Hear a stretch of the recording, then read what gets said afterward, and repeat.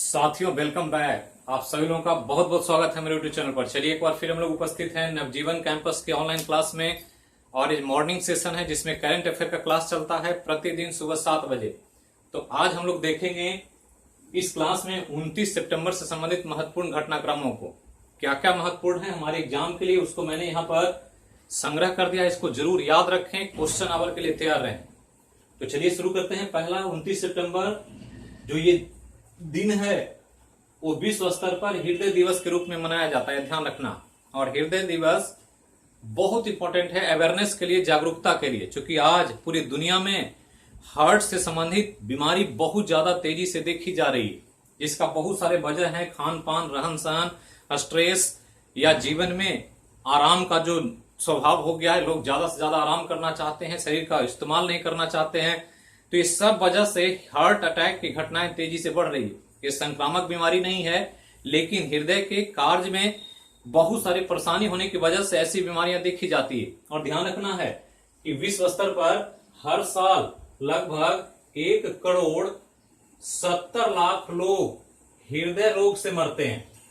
और इसी को ध्यान रख करके वर्ल्ड हार्ट फेडरेशन ने 29 सितंबर को हृदय दिवस के रूप में अपनाया, ताकि लोगों को हृदय के बारे में जागरूक किया जाए और लोगों को इससे अवेयर करके इससे बचाया जा सके। तो ध्यान रखना है, क्योंकि हृदय हमारे शरीर का सबसे व्यस्तम पार्ट है। इससे ज्यादा काम कोई नहीं करता है। हम सोए भी रहते हैं तब भी हृदय धड़कता रहता है, चलता रहता है। तो जीवन में सबसे पहले शुरू होता है और जीवन जब लास्ट होता है तभी हृदय बंद होता है। तो ये ध्यान रखना है कि बहुत इंपॉर्टेंट पार्ट है। और इसके चलते हार्ट संबंधित जागरूकता फैलाने के लिए दिवस अपनाया गया। और ध्यान रखना है कि इसका एक थीम बनाया गया है, और वो थीम है हार्ट दिवस का, जो ध्यान रखना है सीवीडी को हराने के लिए, सीवीडी को हराने के लिए दिल का उपयोग करें।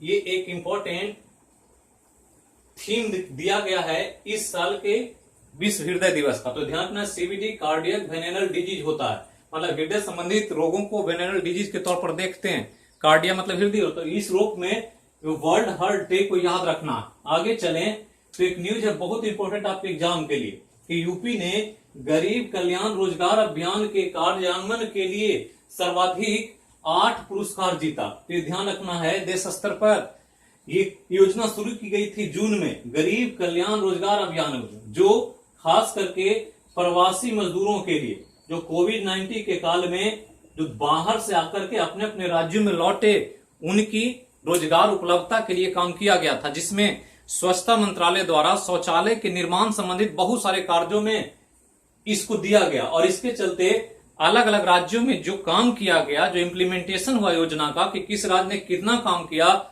उस तौर पर उत्तर प्रदेश ने एक अभूतपूर्व कार्य किया है। और इसमें 8 पुरस्कार जीते। टोटल 11 पुरस्कार था, और 11 में से 8 पुरस्कार जीत करके यूपी ने इस कार्य में एक अहम योगदान दिया। ध्यान रखना है कि गरीब कल्याण रोजगार अभियान जो कार्यक्रम था वो देश के 116 जिलों में लागू किया गया था, जिसमें कई राज्य थे, बिहार, उत्तर प्रदेश, मध्य प्रदेश, राजस्थान, झारखंड, उड़ीसा, इन सबको मिलाकर के 116 जिलों में ये काम चल रहा था। और इसमें यूपी ने एक बड़ा काम किया, जिसके चलते उसको 8 पुरस्कार मिला। 11 में से 8 पुरस्कार एक बड़ा अचीवमेंट है उत्तर सरकार के लिए, उत्तर प्रदेश सरकार के लिए। आगे चलें तो इसी तरह का एक काम शुरू किया है उड़ीसा ने।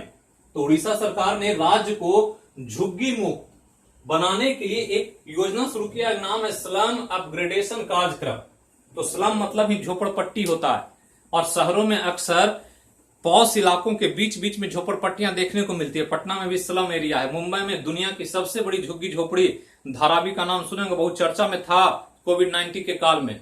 उसी तरह से उड़ीसा में भी बहुत सारी झोपड़पट्टियां हैं, और उसको मुक्त करना है सरकार। उड़ीसा सरकार चाहती है कि वहां कोई झुग्गी हो ही नहीं, सब बेहतर तरीके से जिए, सबको अच्छा अच्छा मकान मिले, सारी सुविधाएं मिले, जो बेसिक नीड है, पानी की सप्लाई है, बिजली है, या जो भी है शौचालय की सुविधा है, सड़क है, ये सब की आपूर्ति करके उड़ीसा सरकार इन सभी झुग्गियों को हटाना चाहते हैं। हटाने का मतलब उसको हटाना मिटाना नहीं, उसको बदल करके डेवलप करना है। वो झोपड़पट्टी के रूप में न रह करके अच्छे रूप में रहे, और इसलिए ये स्लम अपग्रेडेशन कार्यक्रम शुरू किया गया है। ध्यान रखना है कि इसके तहत पहला साल में 1000 स्लम एरिया को चुना गया है और 3 साल होते होते 3000 नए झोपड़पट्टियों को इस योजना के तहत ला करके पूरी तरह से मुक्त कर दिया जाएगा। मतलब उड़ीसा में कोई झोपड़पट्टी जैसी कोई व्यवस्था नहीं होगी। तो ये एक बड़ा योजना है उड़ीसा सरकार का। आगे चलें तो एक और न्यूज आपके एग्जाम के लिए बहुत इंपॉर्टेंट, राष्ट्रीय जांच एजेंसी, जिसको हम लोग NIA कहते हैं, नेशनल इन्वेस्टिगेशन एजेंसी कहते हैं, जो खासकर देश स्तर पर जो आतंकवादी घटनाएं घटती है, कोई आपराधिक मामला होता है तो उसका जांच करता है। और ये एक बड़ी एजेंसी है देश स्तर पर। इसके लिए 3 नई शाखा खोलने की मंजूरी दी गई है सरकार के द्वारा। तो ध्यान रखना है कि काम अच्छा हो सके, कोई अपराध होता है, कोई क्राइम होता है तो उसका जल्दी त्वरित कार्रवाई हो सके और जो भी हम जानना चाहते हैं वो जांच करके बाहर आ जाए मामला। इसके लिए इस एजेंसी के 3 नए शाखाओं की स्थापना की मंजूरी दी गई और ये शाखा खुलेगी इम्फाल में, रांची में, चेन्नई में, ये मणिपुर, ये झारखंड और ये तमिलनाडु। ये ध्यान रखना है 3 राज्य में 3 नए शाखाएं खुलेगी, जबकि वर्तमान में 9 शाखाएं पहले से ही काम कर रही है। तो ध्यान रखना है इस एजेंसी के बारे में। आगे चलें तो असम से एक दुखद समाचार है कि असम की एकमात्र महिला पूर्व मुख्यमंत्री, नाम है सैयदा अनवरा तैमूर, का निधन हो गया। तो ध्यान रखना है सैयदा अनवरा तैमूर जो असम के पूरे राजनीतिक इतिहास में एकमात्र महिला मुख्यमंत्री बनी थी और उनका निधन हो गया। और ये 1980 से 81 के बीच असम के मुख्यमंत्री के रूप में कार्य किया था। तो एकमात्र थी, इसलिए याद रखना है, पूछा जा सकता आने वाले एग्जाम में कि असम की एकमात्र महिला मुख्यमंत्री का नाम क्या है। तो आपको याद रखना है नाम क्या है, सैयदा अनवरा तैमूर, जिनका निधन हो गया और इन्होंने असम के मुख्यमंत्री के रूप में 1980 से 81 के बीच में कार्यभार संभाला था। आगे चलें तो एक नियुक्ति को याद रखना है, डॉक्टर PD वाघेला ट्राई के नए अध्यक्ष होंगे, ये ध्यान रखना, जिसकी मंजूरी कैबिनेट नियुक्ति समिति ने दिया है। तो कैबिनेट नियुक्ति समिति ही कुछ पदों पर नियुक्ति का कार्य करता है और ऐसे पद जो महत्वपूर्ण है, जैसे रेलवे का चेयरमैन का, बोर्ड का चेयरमैन होता है वो, या ट्राई के अध्यक्ष की बात आती है तो ये ध्यान रखना है कि ट्राई के अगले अध्यक्ष जो होंगे PD वाघेला होंगे, बहुत जल्दी ही जो R शर्मा या RS शर्मा का जगह लेने वाले हैं। तो ध्यान रखना है और इनकी नियुक्ति होगी और ये गुजरात कैडर के IAS अधिकारी हैं। तो पहले IAS रह चुके हैं और गुजरात कैडर से हैं और इन्हीं को अभी चार्ज दिया गया ट्राई का। ट्राई क्या है तो समझना होगा, भारतीय दूरसंचार विनियामक प्राधिकरण, जो जितना हम मोबाइल यूज करते हैं, जितना भी टेलीकॉम सेक्टर में काम होता है उसका हेड होता है और यही दिशा निर्देश जारी करता है कि कितना पैसा लेना है, डाटा कितना देना है, कोई कंपनियां चीट ना करे ग्राहकों को ठगे नहीं, इसके लिए बैठा हुआ है। तो ट्राई बहुत इंपॉर्टेंट संगठन है जिसके अध्यक्ष के रूप में इनकी नियुक्ति हुई है, जो 3 साल तक इसके कार्यकाल में काम करेंगे या 65 साल जब इनकी उम्र हो जाएगी तो ये रिटायर्ड हो जाएंगे। तो ये ध्यान रखना है 3 साल या इनके 65 साल की उम्र तक। एक न्यूज है जो अक्सर एग्जाम में पूछा जाता है, लता मंगेशकर पुरस्कार अक्सर पूछता है एग्जाम, तो इस पर थोड़ा सा ध्यान देना। पार्श्व गायिका उषा मंगेशकर को 2020-21 का महाराष्ट्र सरकार द्वारा गान सम्राज्ञी लता मंगेशकर पुरस्कार से सम्मानित किया गया, जो हर साल दिया जाता, जिसमें 5 लाख रुपए और प्रशस्ति पत्र मिलते हैं जिनको ये पुरस्कार मिलता है। और ये मिलता है लता मंगेशकर के नाम पर, जो एक भारत रत्न और भारत की बहुत इंपॉर्टेंट पॉप सिंगर है। इनसे ज्यादा सम्मान किसी को नहीं मिला म्यूजिक के सेक्टर में और इसी के चलते महाराष्ट्र सरकार ने इनके नाम पर पुरस्कार की घोषणा किया और ये पुरस्कार 2020-21 में उषा मंगेशकर को मिलने वाला। उषा मंगेशकर इन्हीं की बहन है, ये ध्यान रखना।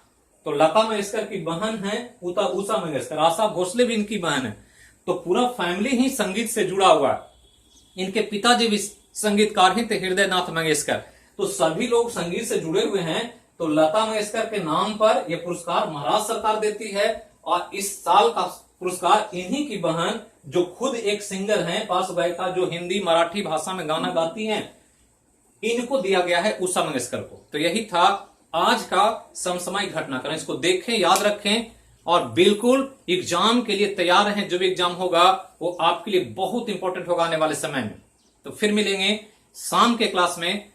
तबीयत थोड़ा अच्छी नहीं होने की वजह से क्लास शॉर्ट हो सकता है या कभी कभी क्लास निलंबित भी हो जाता है, तो उसके लिए असुविधा होती है, तो उसके लिए खेद है, अन्यथा नहीं लेना है और क्लास को कंटिन्यूटी के साथ देखते रहना है। तो बोलिए एक बार, देश की एकता अखंडता के लिए जय हो मैया की। Thank you.